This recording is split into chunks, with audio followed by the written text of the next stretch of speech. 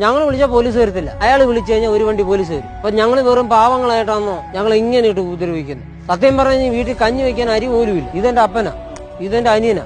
ഇവർക്ക് രണ്ടുപേർക്കും കണ്ണ് കാണത്തില്ല. ഭയങ്കര താഴ്ച സാറേ. ഞങ്ങൾ എന്തിനു വേണ്ടി കിടന്ന് അലച്ചതെന്നറിയുമ്പോൾ ഇതിനു വേണ്ടി കിടന്നു അലച്ചിട്ട് പോലും പുള്ളി പറയുന്നതാ നിന്നെ കാണിച്ചു തരാന്നാ പറയുന്നത്. ഒരു സാധാരണക്കാരൻ ഒരു ലോഡ് മണ്ണെടുക്കണമെങ്കിൽ അന്നേരം പോലീസ് അവിടെ വരും, RD വരും, എല്ലാരും അവിടെ വരും. ഒന്നും എടുക്കരുതെന്നും പറഞ്ഞോണ്ട്. ഇപ്പൊ എത്ര ലോഡ് മണ്ണെടുത്തെന്ന് അറിയാം. അയാൾക്ക് പോലീസുകാരുണ്ട്, ആളുണ്ട്. അയാൾക്ക് പണം പറയും. പൈസ കൊടുത്തു കഴിഞ്ഞാൽ അവരെല്ലാവരും കൂടെ നിൽക്കും. ഇവിടെ നിസാരം ഒരു JCB കയറിയില്ല റോഡ് കെട്ടിയതിന് ഞങ്ങളുടെ എല്ലാം പേര് കേസ് കൊടുത്തത്. ഞാൻ നിൽക്കുന്ന ഭാഗമെല്ലാം ഇടിയാൻ പോകാണ്ട് ഈ നിൽക്കുന്നുണ്ട്. ഇതെല്ലാം കൂടെ താപ്പോട്ടിന് പോവില്ല. അത്രയും പോയി മനുഷ്യൻ ഇത്രയും നാശനഷ്ടം ഉണ്ടാക്കി വെച്ചിട്ട് പുള്ളി കുറെ ചെയ്തു തരാൻ ചെയ്ത് എന്താ ചെയ്തു തരാന്? ഇനിയും നല്ല മഴ വരുക, ഇതെല്ലാം ഇടിഞ്ഞു പോയി, വീട് ഇടിഞ്ഞു പോയി.